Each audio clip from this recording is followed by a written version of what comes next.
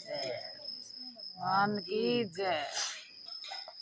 बोलो कार्तिक महाराज की जय।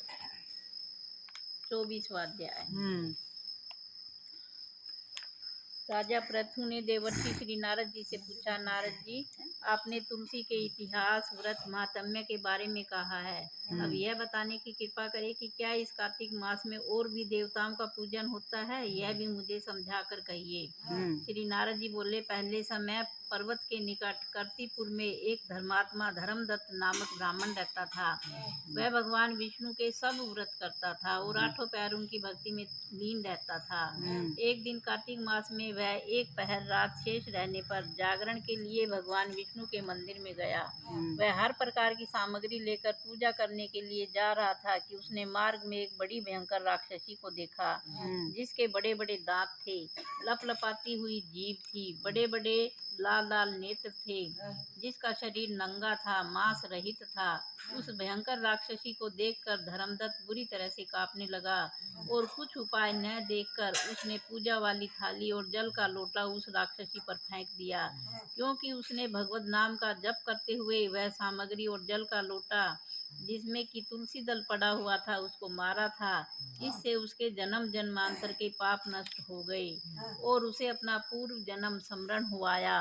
वह हाथ जोड़कर धर्मदत्त के चरणों में गिर पड़ी और उसने कहा, हे विप्र, मैं पूर्व जन्म के कर्मों के फल से इस अवस्था को प्राप्त हुई हूँ। नारद जी ने कहा, हे राजन, उसको इस प्रकार प्रणाम करते देखकर अति विस्मित होकर धर्मदत्त ने पूछा, तेरी यह अवस्था किस कर्म के फल से हुई है? तू पूर्व जन्म में कहाँ रहती थी और तेरा कैसा चरित्र था, यह सब कुछ तू मुझे बता।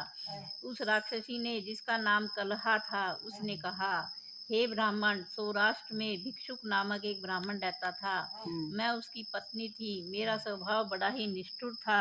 मैंने अपने पति का कभी भला न चाहा, न कभी उसे अच्छा भोजन और मिठाई खाने को दी। मैं प्रतिदिन उससे लड़ती झगड़ती रहती थी। मुझे इस प्रकार की लड़ाका देखकर तथा नित्य पति की कलह से तंग आकर मेरे पति ने दूसरा विवाह करने का निश्चय किया। यह सुनकर कि मेरा पति दूसरा विवाह कर रहा है, मैंने उसके दूसरा विवाह करने से पहले ही विष खाकर आत्महत्या कर ली। मेरी मृत्यु के पश्चात यम के दूत आए और मुझे पकड़कर गदा मारते हुए यम के पास ले गए। यमराज ने मुझे देखकर चित्रगुप्त से पूछा, हे चित्रगुप्त, इसने क्या कर्म किया है? जो भी कर्म इसने किए हैं अब इसको उनका फल भोगना होगा। चित्रगुप्त ने यमराज से कहा, इसने अपने जीवन में कोई भी अच्छा काम नहीं किया। यह सदा अपने पति को खराब भोजन देकर आप सदा अच्छा भोजन खाती रही है, इसलिए यह अब विष्टा खाने वाली होगी। इसको अब सूकरी का जन्म दिया जाए। क्योंकि यह अकेली ही पाक के बर्तन में भोजन करती थी, इसलिए यह अपने बच्चों को खाने वाली बिल्ली हो। इसने चूंकि अपने पति पर क्रोध करके आत्मघात किया है, इसलिए यह प्रेत योनि में जाएगी। अब आप इसे अपने दूतों द्वारा मरु स्थान में भेज दीजिए।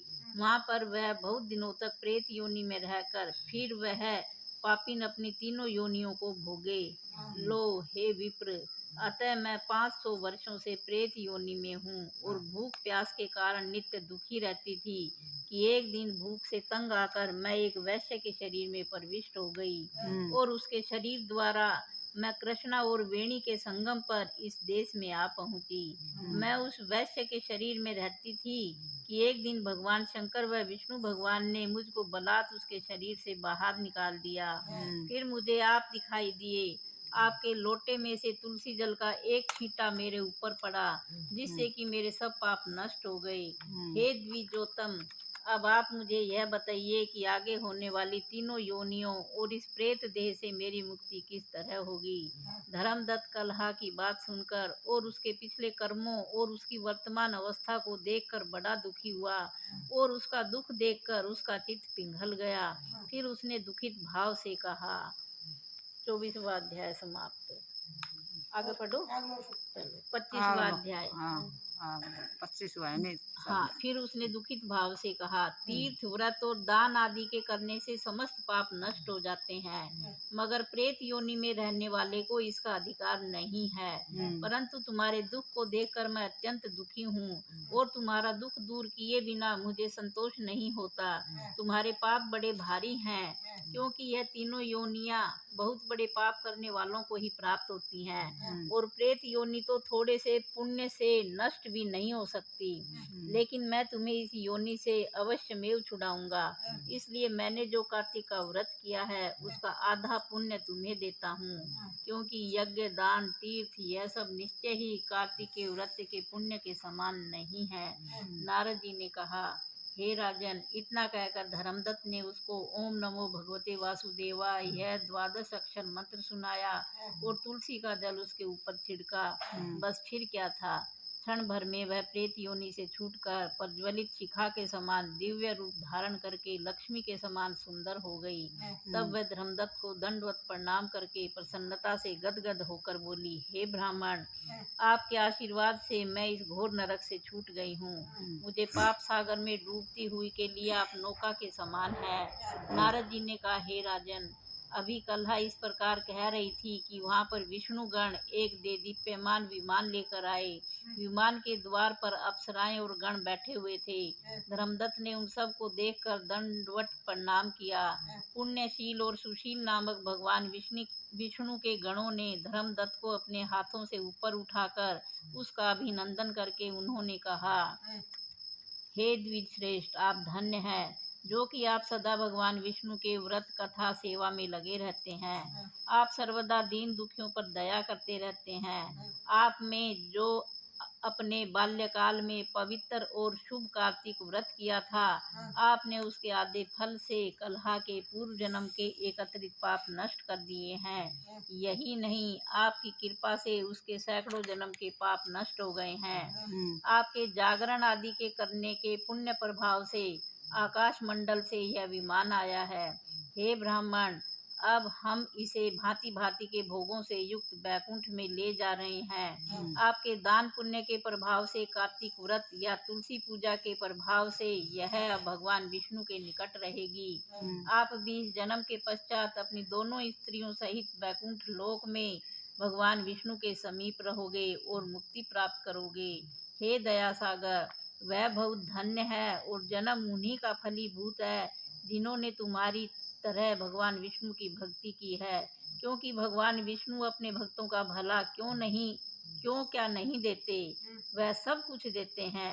जिन्होंने प्राचीन काल में उत्तानपाद के पुत्र को ध्रुव स्थान में पहुंचाया, जिसके स्मरण मात्र से प्राणियों की सद्गति हो जाती है।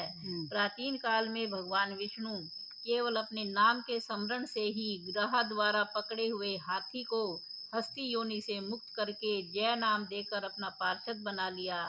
तुमने उसी विष्णु की सेवा की है, इसी से तुम अपनी दोनों स्त्रियों सहित 1000 वर्ष तक विष्णु भगवान के समीप निवास करोगे।